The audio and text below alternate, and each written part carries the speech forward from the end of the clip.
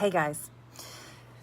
So yesterday I was doing some writing, working on a new course I'm creating, and my writing just took a different turn.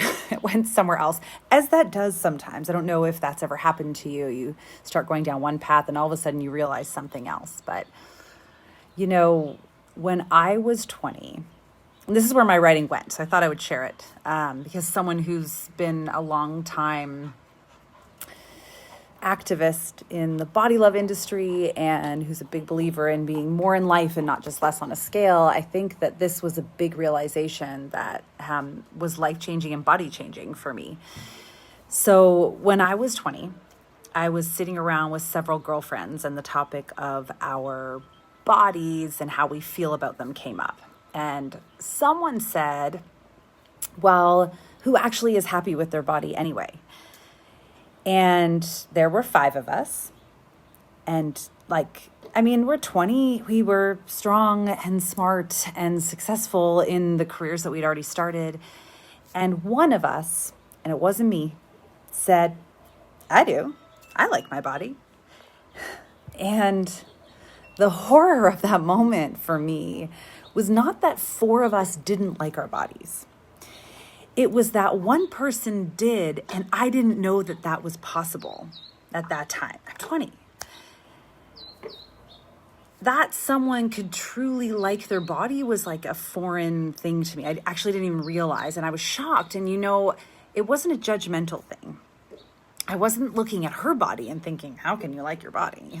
I was thinking about my body and how much my own mental space had been spent on wanting my body to be different than it had been. I didn't hate it. I just wanted so much of it to be different. And, I'd spent a lot of years poking and prodding at my body, noticing how society wanted me to want it to be, how I got more attention when it was smaller, how that made me feel, how trying to manipulate it, bully it, be the boss of it, control it. That was how I treated it, all of those ways. And then this moment happened where I was sitting with these friends and I had this discovery, and it was like I was suddenly aware of a different way of being. I hadn't realized that, and all of a sudden I thought, I want to be that way. And I didn't know how to like my body. I think that was, as I embarked on that part after this, I didn't know how to do that. So I just started pretending my body didn't bother me. I'm like, well, I'll fake it till I make it, right? Isn't that sort of how we say? I stopped looking at it. I stopped seeing it. I stopped feeling it. And I thought, whatever, it's just a body. But you know what? First I manipulated, then I ignored. Neither of those ended in me liking my body. I didn't like my body any more than I did before. And I realized something. I realized that my body is not just a body. My body is me. Just like my mind is me, just like my soul is me. These 3 parts of us are 3 parts, they're all equally critical. I was treating my body like an abusive boyfriend. First manipulating it, controlling it, being mean to it, treating it poorly, and then berating it for behaving in a way I didn't like. And then by flat out ignoring it. Can you imagine that? Imagine if someone did that to you. Being in a relationship where someone did all those things to you and then just flat out ignores you, pretends you don't even exist.